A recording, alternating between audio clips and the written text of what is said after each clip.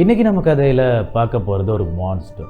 ரொம்ப நாளைக்கு அப்புறமா மான்ஸ்டர் ஒருத்தரோட கதையை கொண்டு வந்திருக்கிறோம் அப்படின்னு சொல்லும்போது கம்ப்ளீட்டாகவே அந்த மான்ஸ்டரை பற்றி பேச போகிறோம் அப்படின்னு தான் நீங்களும் நினைக்கிறீங்களா இருக்கும். பட் இன்னைக்கு ஒரு திருப்பமா அந்த ஒரு மான்ஸ்டர் ஒரு சின்ன கட்டுக்கதையாக தான் இருக்குது.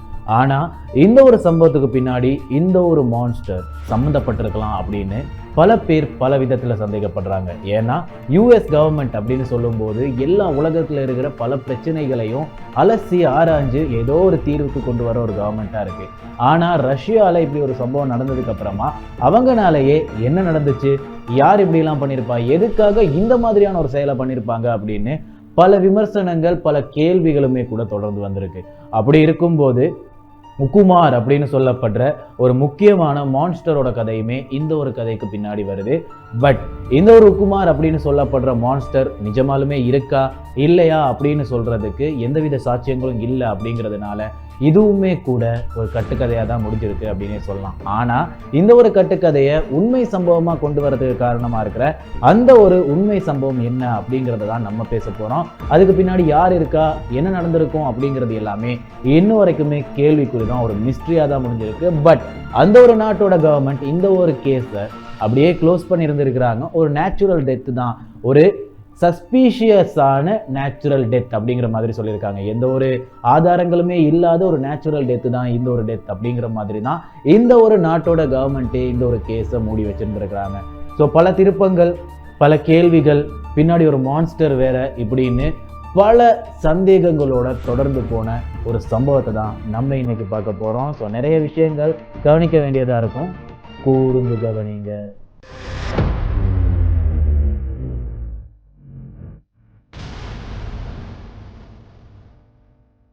இந்த ஒரு உண்மை சம்பவத்துக்கு போகிறதுக்கு முன்னாடி நான் சொல்லியிருந்தேன், அந்த ஒரு மான்ஸ்டர் உக்குமார் அப்படின்னு சொல்லப்படுற மான்ஸ்டர் என்ன விதத்தில் இருக்கிற ஒரு மான்ஸ்டர் அப்படிங்கிறத நம்ம ஃபர்ஸ்ட்டு தெரிஞ்சுக்கிட்டே ஆகணும். கிட்டத்தட்ட 6-7 அடி உயரத்தில் மனுஷனோட தோற்றத்திலேயே இருக்கிற ஒரு உயிரினம் தான் இந்த ஒரு உயிரினம். ஆனால் இதுகிட்ட இருக்கிற டிஃபரன்ஷியஸ் என்ன அப்படின்னு பார்த்துக்கிட்டிங்கன்னா, இதோட உடம்புல ரொம்பவுமே மோசமான ரோமங்கள் இருக்குமா. கிட்டத்தட்ட ஒரு ஏப், ஒரு பெரிய கிங்காங் அவர்களோட எந்த அளவுக்கு ரோமங்கள் இருக்குமோ அந்த அளவுக்கு ரோமங்கள் இருக்குமா. பட் இதை 1985 தான் ஃபர்ஸ்ட் ஒரு நகரத்தில் பார்த்ததா சொல்லியிருக்காங்க. அதுக்கப்புறமா 2001 ஒரு ஹண்டர் இந்த ஒரு உக்குமார் அப்படின்னு சொல்லப்படுற மான்ஸ்டரை சுற்றுகிறதாகவும் பேசுகிறாரு. ஸோ அதுக்கப்புறமா அது ஒரு மனுஷன் மாதிரி தான் கத்துச்சு அப்படிங்கிற மாதிரி தான் இந்த ஒரு ஹண்டருமே கூட சொல்லியிருக்கிறாரு. ஆக்சுவலாக இந்த ஒரு மான்ஸ்டர் பார்க்குறதுக்குமே கூட மனுஷன் மாதிரி தான் இருந்திருக்கு. பட் இதோட ரோமங்கள் ரொம்பவுமே மோசமாக இருந்திருக்கு அப்படின்னு சொல்லப்படுது. கூர்மையான நிகங்கள், கிட்டத்தட்ட 6-7 அடி உயரத்தில் இந்த ஒரு உயிரினம் பார்க்க மனுஷன் மாதிரி இருந்தாலும் ஒரு மிருகத்தோட தோற்றத்தை தான் கொடுத்துருக்கு அப்படிங்கிறது தான் உண்மை. ஸோ சுற்றி இருக்கிற வில்லேஜ் மக்களாக இருக்கலாம், அதுக்கப்புறமா அந்த ஹண்டராக இருக்கலாம், சொன்ன முக்கியமான விஷயமே கூட அது ஒரு மனுஷன்தான், ஆனால் மிருகம் மாதிரி இருக்கிற ஒரு மனுஷன் அப்படிங்கிறத தான் சொல்லியிருந்தாங்க. ஸோ இந்த உக்குமார் அப்படின்னு சொல்லப்படுற அந்த ஒரு மான்ஸ்டர் இந்த ஒரு கதைக்கு பின்னாடி எப்படி வருது அப்படிங்கிறது தான் பெரிய கேள்விக்குறி. ஏன்னா இந்த ஒரு உக்குமார் அப்படின்னு சொல்லப்படுற இந்த ஒரு மான்ஸ்டர் எங்கே இருக்குது அப்படின்னு பார்த்துக்கிட்டிங்கன்னா, கிட்டத்தட்ட பனி பிரதேசங்களில் அப்படி இல்லைன்னா மவுண்டெயின்ஸில் தான் இருந்திருக்கு, தனிமையில் தான் வாழ்ந்துட்டு வந்திருக்கு. ஸோ இந்த ஒரு கதையுமே கூட இந்த மாதிரியே ஒரு பனி பிரதேசத்தில் ஒரு மலைக்கு மேலே தான் நடந்திருக்கு. ஸோ அப்படி நடக்கும்போது தான் மக்களுக்கு இந்த ஒரு உக்குமார் அப்படின்னு சொல்லப்படுற உயிரினம் மேலே ஒரு பெரிய சந்தேகமே வந்திருக்கு அப்படின்னே சொல்லலாம். ஸோ மக்களுக்கும் சரி, அந்த ஒரு கவர்மெண்ட்டுக்கும் சரி. ஆனால் இதுவரைக்குமே அந்த ஒரு கவர்மெண்ட்டுமே கூட மூடி மறைச்சது இது ஒரு நேச்சுரல் டெத்து தான் அப்படிங்கிற ஒரு விஷயம். அப்போது இந்த ஒரு கவர்மெண்ட்டுக்குமே கூட இந்த ஒரு டெத்துக்கு பின்னாடி ஏதோ ஒரு சம்மந்தம் இருக்குமா அப்படிங்கிறது தான் மக்கள் மத்தியில் இருக்கிற பெரிய கேள்வி. மக்கள் மத்தி அப்படின்னு சொல்கிறதுக்கு விட ஜேர்னலிஸ்ட் மற்றும் இன்வெஸ்டிகேட்டர்ஸ் மத்தியில் இருக்கிற ஒரு பெரிய கேள்வி அப்படின்னே சொல்லலாம். ஸோ அதையும் தொடர்ந்து பல விஷயங்கள் இந்த ஒரு கொலை சம்பவத்துக்கு பின்னாடி நடந்திருக்கு. ஒரு கொலை 2 கொலையெல்லாம் கிடையாது, கிட்டத்தட்ட 10 பேர் இந்த ஒரு சம்பவத்துக்கு பின்னாடி கொலை செய்யப்பட்டிருக்கிறாங்க. ஸோ இது ஒரு கவர்மெண்ட் மூலியமாக நடந்திருக்குமா, ஒரு உயிரினம் மூலியமாக நடந்திருக்குமா, அப்படியும் இல்லைன்னா யாரோ ஒருத்தர் வேட்டையாடி இந்த 10 பேரை கொலை பண்ணியிருப்பாங்களா அப்படிங்கிறது தான் பெரிய கேள்விக்குறி. ஸோ வாங்க சம்பவம் என்னன்னு பார்த்துடலாம். கிட்டத்தட்ட 10 பேர் சேர்ந்து ஒரு மவுண்டெயினுக்கு மேலே ஹைக்கிங் போகலாம் அப்படின்னு பிளான் பண்ணி போன ஒரு ஹைக்கிங் தான் இந்த அளவுக்கு ஒரு மோசமான நிகழ்வு உண்டாக்கியிருக்கு அப்படின்னு சொல்லப்படுது. 2 வாரத்தில் நாங்கள் திரும்ப வந்துடுவோம், திரும்ப வந்து உங்களுக்கு ஒரு டெலிகிராஃப் போட்டுருவோம் அப்படின்னு பேரண்ட்ஸ் கிட்ட ரொம்பவுமே ஆசையாக ரொம்பவுமே ஆர்வத்தோட மேலே ஏறுறாங்க. மேலே ஏறி 2 வாரம் ஆகுது, 3 வாரம் ஆகுது. பேரண்ட்ஸுக்கு ஒரே பதட்டம். அதுக்கப்புறமா தேடி போனால் கொஞ்ச நாள் கழிச்சு தான் தெரிய வருது இவங்க எல்லாருமே கொலை செய்யப்பட்டிருக்காங்க. ஆனால் இதில் ஒரு முக்கியமான ட்விஸ்ட் இருக்குது. போனது 10 பேர், கொலை செய்யப்பட்டது மொத்தம் 9 பேர் தான். அதுலேயுமே கூட சில பேர் நிர்வாணமாக கிடக்குறாங்க, எந்த ஒரு துணிமணியும் இல்லாமல் நிர்வாணமாக கிடக்குறாங்க. சில பேருக்கு மூக்கில்லை, நாக்கில்லை, கை இல்லை, கால் இல்லை அப்படிங்கிற மாதிரி அவங்களோட பிணங்களில் சில பல உடல் பாகங்கள் கூட வேறையா வெட்டிப்பட்டு போயிருக்கு. யாரோ ஒருத்தர் சாப்பிட்றதுங்களாம், அப்படி இல்லைன்னா வெட்டி எடுத்திருக்காங்க அப்படிங்கிற மாதிரியான பல ஆதாரங்கள் இந்த ஒரு பிணத்துக்கு பின்னாடி இருக்கு அப்படின்னு சொல்லப்படுது. ஸோ அப்படி இருக்கும்போது இந்த கொலை சம்பவங்கள் எதனால் நடந்திருக்கும் அப்படின்னு கேட்குறப்போ பல பேர் சொன்ன ஒரு விஷயம்தான் நாட்டோட கவர்மெண்ட்டே பண்ணியிருக்கோம் அப்படிங்கிற ஒரு விஷயம். இன்னும் சில பேர் சொன்ன ஒரு விஷயம்தான் அந்த ஒரு இடத்துல எந்தவித உயிரினமும் வாழலை அப்படின்னு சொன்னாலும் யாரோ ஒருத்தர் வாழ்ந்திருக்கலாம், அவங்க தான் வேட்டையாடி இருக்கணும் அப்படிங்கிற மாதிரியான ஒரு விஷயம். ஸோ இந்த மாதிரி பல சம்பவங்கள், பல கேள்விகள் இருக்குது. என்ன நடந்துச்சு அப்படின்னு பார்த்துக்கிட்டிங்கன்னா 1959களில் ரஷ்யா மற்றும் அமெரிக்காவுக்கு நடுவில் ஒரு பெரிய கோல்ட் வாரே போயிருக்கு. எஸ், ரொம்பவுமே பனிமூட்டமான ஒரு கோல்டு வார் போயிருக்கு அப்படின்னு சொல்லப்படுது. ஸோ அந்த ஒரு காலகட்டத்தில் ரஷ்யன் கவர்மெண்ட் மூலியமாக ஒரு சர்டிஃபிகேட் கொடுத்துருந்துருக்காங்க. ஆக்சுவலாக 3 சர்டிஃபிகேட் கொடுத்துருந்துருக்காங்க. எதுக்காக அப்படின்னு பார்த்துக்கிட்டிங்கன்னா இந்த மாதிரி பனி பிரதேசங்களில், பனி மலைகளில் ஏறி கம்ப்ளீட் பண்ணி இறங்கி வர்றவங்களுக்கு சர்டிஃபிகேட்ஸ் கொடுத்துருந்துருக்காங்க. அவங்களுக்கு பாயிண்ட்ஸு, கிரேட்ஸு அப்படின்னு ஒரு பெரிய மரியாதையை கொடுத்துருந்துருக்காங்க ரஷ்யா கவர்மெண்ட் மூலியமாக. ஸோ இப்படி இருக்கும்போது இந்த ஒரு சர்டிஃபிகேட் 3 சர்டிஃபிகேட்டாக எப்படி பிரிக்கப்படுது அப்படின்னு பார்த்துக்கிட்டிங்கன்னா டயர் 1, டயர் 2, டயர் 3 அப்படின்ற 3 விதத்தில் இந்த ஒரு சர்டிஃபிகேட் பிரிக்கப்படுது. 3வது டயராக இருக்கிறதுலே பெரிய மலைகளை ஏறி கம்ப்ளீட் பண்ணி இறங்கி வந்தவங்களுக்கு தான் 3வது சர்டிஃபிகேட் கம்ப்ளீட்டாக கிடைக்கும் அப்படின்னு சொல்லப்படுது. ஒரு குழுவாயினாலும் போகலாம், ஒரு தனி நபராகவும் போகலாம். ஸோ இப்படி போகும்போது அவங்களுக்கு எந்தவித ஆபத்து வந்தாலும் சரி, எந்தவித பிரச்சனை வந்தாலும் சரி, அதுக்கு கவர்மெண்ட்டுமே பொறுப்பாக தான் இருப்பாங்க. எதுக்காக அப்படின்னு பார்த்துக்கிட்டிங்கன்னா இந்த ஒரு விஷயத்தை கம்ப்ளீட் பண்ண போகிறோம் அப்படிங்கிறத ஃபர்ஸ்ட் அவங்க இன்ஃபார்ம் பண்ணுறதே ரஷ்யன் கவர்மெண்ட்டுக்கு தான். அவங்க கிட்ட ஒரு மேப்பை கொடுத்துருவாங்க, அவங்களோட பிளானை கொடுத்துருவாங்க. அந்த ஒரு மேப்பில் இருக்கிற பிளான் ரீதியில் தான் இவங்க அந்த ஒரு மவுண்டெயின் மேலே ஏறி கம்ப்ளீட்டாக இறங்கி வருவாங்க.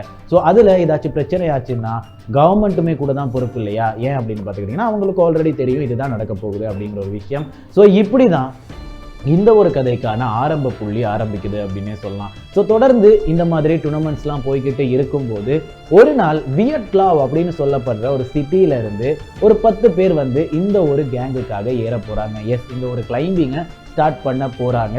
ஆக்சுவலாக வியட்லாவில் இருக்கிற ஒரு பையன், வியட்லாவில் ஒரு காலேஜில் படிச்சுக்கிட்டு இருக்கிற ஒரு பையன் அவனோட ஃப்ரெண்ட்ஸ் 10 பேரை கூட்டிக்கிட்டு உள்ளே வர்றான் இந்த ஒரு காம்படிஷனுக்காக. உள்ளே வந்ததுக்கு அப்புறமா இந்த 10 பேரும் சேர்ந்து இந்த ஒரு மலை பிரதேசத்தை ஏறி கம்ப்ளீட் பண்ணி இறங்க போகிறாங்க. எந்த ஒரு மலை பிரதேசம் அப்படின்னு பார்த்துக்கிட்டிங்கன்னா அவங்களோட சிட்டிக்கு ரொம்பவுமே பக்கத்தில் இருக்கிற டெட் மவுண்டெயின் அப்படின்னு சொல்லப்படுற இறந்த ஒரு மலை அப்படிங்கிற மாதிரியான ஒரு விஷயம் தான் இந்த ஒரு டெட் மவுண்டெயின் அப்படின்னு சொல்லப்படுது. எதனால் இதுக்கு ஒரு டெட் மவுண்டெயின் அப்படின்னு பேர் வச்சுருக்காங்க அப்படின்னு பார்த்துக்கிட்டிங்கன்னா இந்த ஒரு மலைக்கு மேலே ஒரு மரம் இருக்காது, ஒரு மிருகம் இருக்காது, எந்தவித மனுஷனும் இருக்க மாட்டான். அப்படி இருக்கும்போது ஃபுல்லாகவுமே பனியால் மூடப்பட்டிருக்கும் இந்த ஒரு மலை அப்படிங்கிறது தான் ஆக்சுவலாக டெட் மவுண்டெயின் அப்படின்னு சொல்கிறதுக்கான காரணம். ஸோ எஸ், இந்த ஒரு கிளைம்பிங்கை ஸ்டார்ட் பண்ணுறதுக்காக இவங்களோட பிளான், இவங்களோட இருக்கிற சேஃப் அட்டென்ஸ்மெண்ட்ஸ் எல்லாத்தையுமே இந்த ஒரு கவர்மெண்ட்குள்ளே கொடுக்குறாங்க. கொடுத்ததுக்கு அப்புறமா இவங்களோட பேரண்ட்ஸ் கிட்ட ஒரு டெலிகிராஃப் அனுப்புகிறாங்க. இப்போது கொஞ்சம் தூரம் கடந்து வந்து இப்போ அந்த ஒரு ட்ரெயினில் ஏறி ஆக்சுவலாக ஃபோட்டோஸ்லாம் எடுத்துக்கிட்டு வந்துருந்துருக்காங்க. ஒரு சாதாரண கேமரா, அப்போ இருக்கிற கேமரா இருந்திருக்கும் இல்லையா, 65 வருஷங்களுக்கு முன்னாடி இருந்த கேமராஸ் இருக்கும் இல்லையா, அந்த மாதிரி கேமராவில் ஃபோட்டோஸ்லாம் எடுத்துக்கிட்டு வந்திருக்காங்க ட்ரெயின்குள்ளே இருந்துக்கிட்டே. அதுக்கப்புறமா அவங்களோட வீட்டுக்கு ஒரு லெட்டர் கூட அனுப்பியிருக்கிறாரு.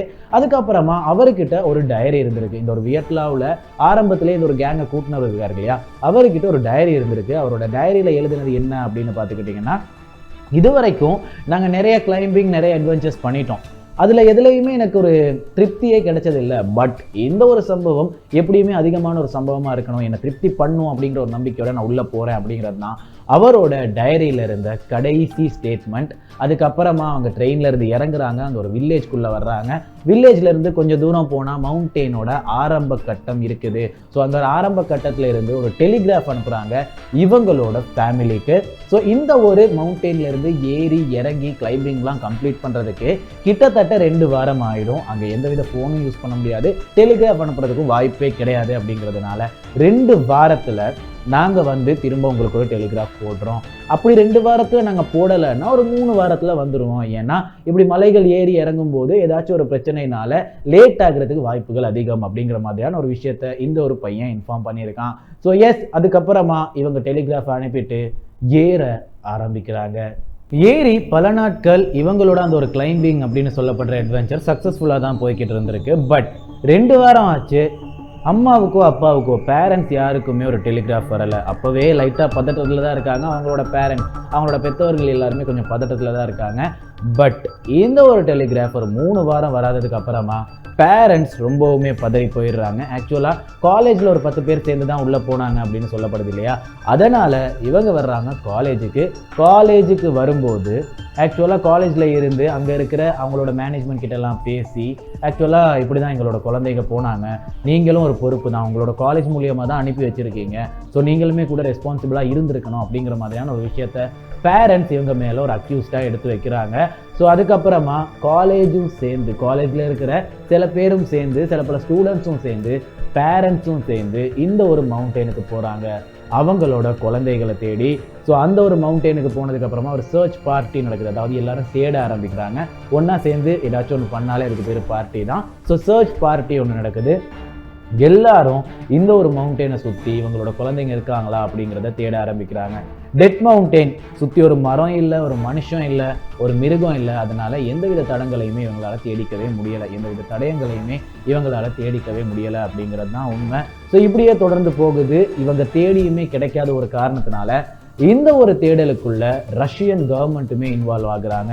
ரஷ்யன் கவர்மெண்ட் இன்வால்வ் ஆனதுக்கு அப்புறமா இந்த ஒரு தேடல் இன்னும் இன்டென்ஸாக போகுது. எந்த மாதிரியான இன்டென்ஸ் அப்படின்னு பார்த்துக்கிட்டிங்கன்னா ஹெலிகாப்டர்ஸ் வரைக்கும் இறங்குது இந்த ஸ்டூடெண்ட்ஸை தேடி. ஸோ ஹெலிகாப்டர்ஸ் எல்லாத்துலேயும் தேடிக்கிட்டு இருக்கும்போது ஒரு இடத்துல மேலே இருந்து கீழே பார்க்கும்போது ஒரு கேம்ப் இருக்குது, ஒரு டென்ட் இருக்குது. அந்த ஒரு டென்ட் அடிச்சிருக்கிற இடம் அவங்க கொடுத்திருந்த அந்த ஒரு பிளானுக்குள்ளே இல்லை. ஸோ இதை பார்த்ததுக்கு அப்புறமா ரஷ்யன் கவர்மெண்ட்டில் இருக்கிற எல்லாருக்குமே ஷாக்கு.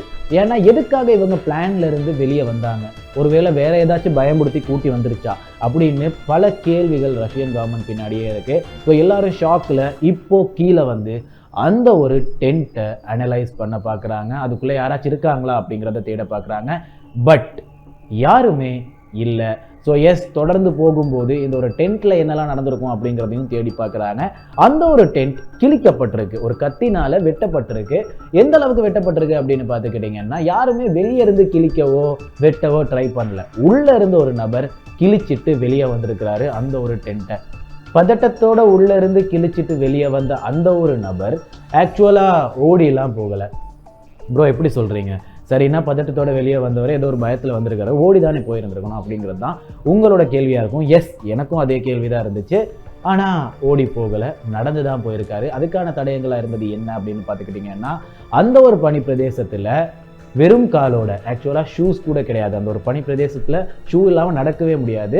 வெறும் காலோட, ஒன்று வெறும் காலோட நடந்திருக்கணும், அப்படி இல்லைன்னா சாக்ஸோட நடந்திருக்கணும். ஸோ எஸ், சாக்ஸோடையோ வெறும் காலோடையோ நடந்து போயிருந்திருக்காங்க கிட்டத்தட்ட 1 கிலோமீட்டர். ஸோ எஸ், அதுக்கான ஃபுட் பிரிண்ட்ஸ் அது கூட இருந்திருக்கு. ஸோ அதை பார்த்து தான் தொடர்ந்து இவங்க அப்படியே தேடி போகிறாங்க. அந்த ஒரு ஃபுட் பிரிண்ட்ஸ் கிட்டத்தட்ட 1 கிலோமீட்டர் 1.5 கிலோமீட்டர் அப்படியே ஸ்ட்ரெயிட்டாக போயிருந்துருக்குது.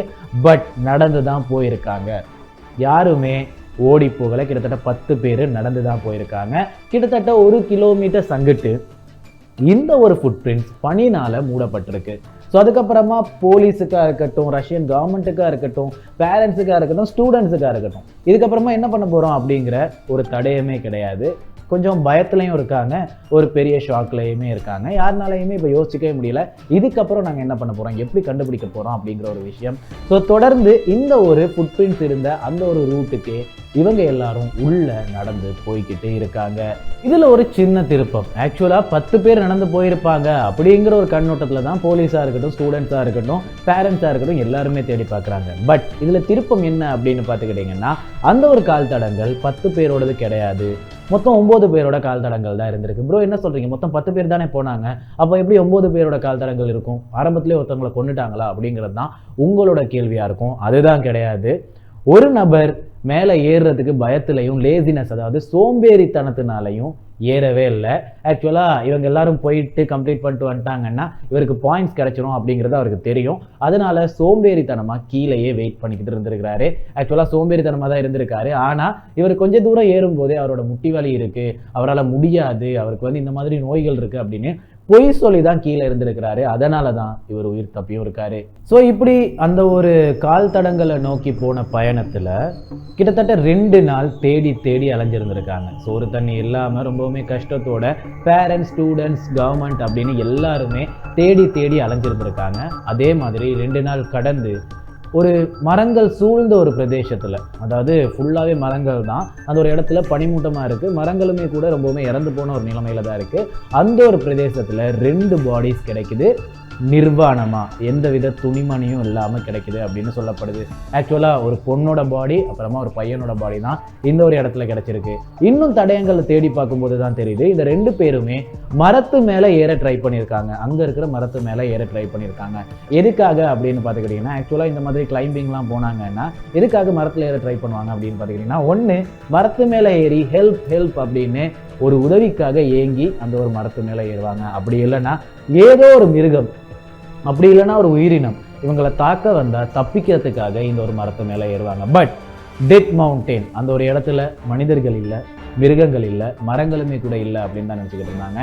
பட் டெட் மவுண்டெயின்ல இருந்து அங்கிட்டு ஓகே, இறந்து போன மரங்களாச்சு இருந்துச்சு அப்படின்னு சொல்லலாம். ஆனால் மிருகங்கள் இந்த ஒரு இடத்துல வாழவே இல்லை அப்படிங்கிறது தான் ஆக்சுவலான உண்மை. அப்போது இவங்க யாரோட பின்னாடி உதவிக்காக ஏங்கியிருப்பாங்க அப்படின்னு பல கேள்விகள். இப்போ வரைக்குமே என்னெல்லாம் கேள்வி இருந்திருக்கு அப்படின்னு பார்த்துக்கிட்டிங்கன்னா, டென்ட்டை கிழிச்சுக்கிட்டு வெளியே வந்திருக்காங்க ரொம்பவுமே பதட்டமா, ஓகே. அதுக்கப்புறமா கேஷுவலாக நடந்து தான் போயிருக்காங்க 1.5 கிலோமீட்டர். எதுக்காக? அதுவுமே கூட ஷூ இல்லாமல் அவங்களோட வெறும் கால்லையோ அப்படி இல்லைன்னா சாக்ஸோடையோ தான் இவங்க நடந்து போயிருக்காங்க. சரியா? ஸோ அப்படி எதுக்காக போயிருந்திருக்கணும்? அதுக்கப்புறமா 1.5 கிலோமீட்டர் கடந்து இந்த ஒரு ஃபுட் மார்க்ஸ் காணும். ஆக்சுவலாக பனி மூலமாக மூடிப்பட்டிருக்கு அப்படின்னு சொன்னாலும் அதுக்கான ஆதாரங்களும் கிடையாது. அப்படி இருந்தால் எல்லாமே மூடிப்பட்டிருக்கணுமே, அப்படி ஒரு கேள்வி. அதையும் தொடர்ந்து போனோம்னா இப்போ மரங்களுக்கு நடுவில் 2 பிணங்கள் நிர்வாணமாக எந்தவித துணிமணியும் இல்லாமல் இருக்குது. அதுலேயுமே கூட மரங்கள் மேலே ஏறி உதவிக்காக ஏங்கியிருக்காங்க அப்படின்னு பல கேள்விகள் இந்த ஒரு கதைக்கு பின்னாடி இருக்குது. அதுக்கப்புறமா இன்னும் டீப்பாக சர்ச் பண்ண ஆரம்பிக்கிறாங்க. இன்னும் டீப்பாக சர்ச் பண்ணும்போது அவங்களுக்கு இன்னும் 3 பாடி சிக்குது. ஓகே, 3 பாடி சிக்கினதுக்கு அப்புறமா இவங்களுமே தேடி பார்த்த ஒரு விஷயம் தான் இவங்களோட பாடியில் இருக்கிற டிஃபரன்சஸ் என்ன. ஆக்சுவலாக இவங்க யாருமே நியூட் அப்படின்னு சொல்ல முடியாது.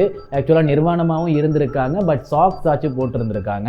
அதுக்கு மேலே பார்த்தோன்னா ஒன்று சாக்ஸோடு இருக்காங்க, இல்லைனா ஒரு வாட்சோட அப்படின்னு ஏதோ ஒரு விதத்தில் எல்லா துணிமணியும் கலட்டப்பட்டு அங்கே இங்கேன்னு சின்ன சின்ன துணிமணிகளோட மட்டும்தான் இந்த ஒரு 3 பாடியுமே சிக்கிருக்கு. ஆனால் இதில் இருக்கிற இன்னொரு பிரச்சனை என்ன அப்படின்னு பார்த்துக்கிட்டிங்கன்னா, 9 பாடிகளில் 5 பாடிஸ் தான் சிக்கியிருக்கு, 5 சடலங்கள் மட்டும்தான் சிக்கியிருக்கு. இன்னும் 4 சடலங்கள் எங்கே அப்படிங்கிறதே அது வரைக்கும் கண்டுபிடிக்கப்படலை. அதுக்கப்புறமா நிறைய இடங்களை தேடி பார்த்துருந்துருக்காங்க, பட் கண்டுபிடிக்கப்படலை. இப்படியே காலங்கள் தொடர்ந்து போகுது. 5 மாதம் கழித்து இந்த ஒரு சர்ச்சிங் எந்த இடத்துலையுமே முடியாத ஒரு காரணத்தினால சவுத்தில் காணாமல் போனவங்க நார்த்தில் சடலங்களாக கிடைக்கிறாங்க. ஆக்சுவலாக 5 மாதங்களுக்கு பிறகு நார்த்தில் தான் இவங்க போயிருந்தது, இந்த ஒரு ட்ரெக்கிங் அது இது எல்லாத்துக்குமே. அதுக்கப்புறமா அவங்க தேடி மற்ற சடலங்களை கண்டுபிடிச்சது வரைக்குமே நார்த்தில் தான், மெப்போட ரீதியில் பார்த்தோன்னா நார்த்தில் தான்.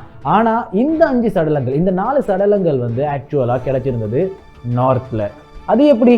ஆக்சுவலாக இவங்க சவுத்தில் ஆரம்பித்து எதுக்காக நார்த்தில் முடிச்சிருக்கணும்? அப்படியே இருந்தாலும் 4 சடலங்கள் மட்டும்தான் இந்த ஒரு இடத்துக்கு வந்திருக்குன்னா இதுவும் இன்னொரு கேள்விக்குறி தான். ஸோ தொடர்ந்துமே கூட இந்த கதையில் பல திருப்பங்கள் வருது. இந்த ஒரு கதையில் இந்த சடலங்கள் பின்னாடி இன்னும் டிஃபரன்சஸ் இருக்குது. என்ன அப்படின்னு பார்த்துக்கிட்டிங்கன்னா, இந்த சடலங்களோட கண் இல்லை, மூக்கில்லை, நாக்கில்லை, சில சடலங்களோட கைகள் கூட இல்லை. ஸோ இந்த அளவுக்கு கொடூரமாக இந்த சடலங்கள் கொலை செய்யப்பட்டிருக்கு அப்படிங்கிறத ரஷ்யன் கவர்மெண்ட்டும் சரி, அவங்களோட பேரண்ட்ஸுமே சரி ரொம்பவுமே கவலையோட ஒரு பெரிய ஷாக்கோட எதிர்கொள்கிறாங்க. ஸோ அதுக்கப்புறமா கவர்மெண்ட்டாக இருக்கட்டும், பேரண்ட்ஸாக இருக்கட்டும், இவங்க எப்படி இறந்து போயிருப்பாங்க அப்படிங்கிறத யோசிக்கும் போது இது ஒரு டெட் மவுண்டன், இதுக்குள்ளே மனுஷங்க இல்லை, மிருகங்க இல்லை, ஏன் மரங்கள் கூட இல்லை அப்படின்னு இருக்கும்போது இந்த ஒரு இடத்துல இப்படி கொலை சம்பவங்கள் நடந்திருக்கும் அப்படின்னு தேடி பார்க்க ஆரம்பிக்கிறாங்க.